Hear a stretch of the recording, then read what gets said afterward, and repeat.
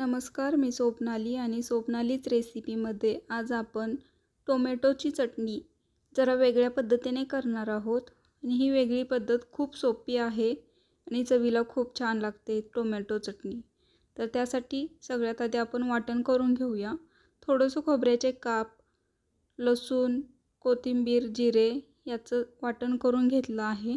हे तुम्ही बघू शकता. आता इकडे कढई थोडीशी गरम करून त्यामध्ये तेल घालायचं.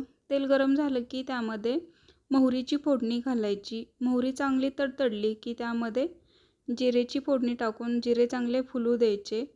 मग त्यामध्ये चिरलेला कांदा घालून घ्यायचा. इथे 2 मध्यम आकाराचे कांदे घेतलेत आणि ते बारीक चिरून घेतलेलं आहे पूर्णपणे. तुम्हाला तर दिसतच आहे. आता कांदा चांगला सोनेरी रंग येईपर्यंत भाजून घ्यायचा आणि त्यामध्येच आपण हे केलेलं वाटण जे आहे ते घालून घ्यायचं. हे वाटण चांगलं तेल सुटेपर्यंत भाजून घ्यायचं. हे आता तुम्हाला दिसतच आहे की आपलं तेल सुटेपर्यंत भाजलेलं आहे. आता यामध्ये टोमॅटो घालून घेऊया.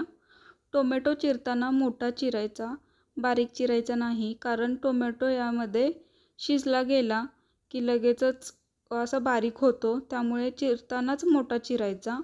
आणि आता मीठ घालून 1 मिनिट भरासाठी झाकून ठेवूया. 1 मिनिटांनी जरासं असं हलवून घ्यायचं. तुम्हाला दिसत आहे टोमॅटो मऊ झाला आहे आणि त्यामध्येच आपलं घरात बनवलेलं लाल तिखट आहे ते घालून चांगलं भाजून घेऊया. आता त्यामध्ये साखर थोडीशी घालूया, गोड साखर. आता गोड साखर घातल्यानंतर तुम्ही बघू शकता आपलं चटणीला तेल आणि पाणी दोन्ही सुटलेलं आहे. आता कूट घालून घेऊया. आता कूट घातल्यानंतर थोडंसं हलवून घेऊया आणि त्यावरूनच चांगली हिरवीगार कोथिंबीर घालूया. तर तुम्हाला सांगते चटणीमध्ये साखर का घालायची. आपलं टोमॅटो असतं ते आंबट असते, म्हणजे जरासं आंबूस असते.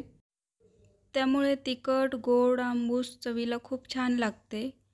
तर कशी वाटते तुम्हाला साधी सोपी रेसिपी कमेंट करा. चला मग भेटू एका छानशा रेसिपीसोबत. तोपर्यंत सबस्क्राईब करा.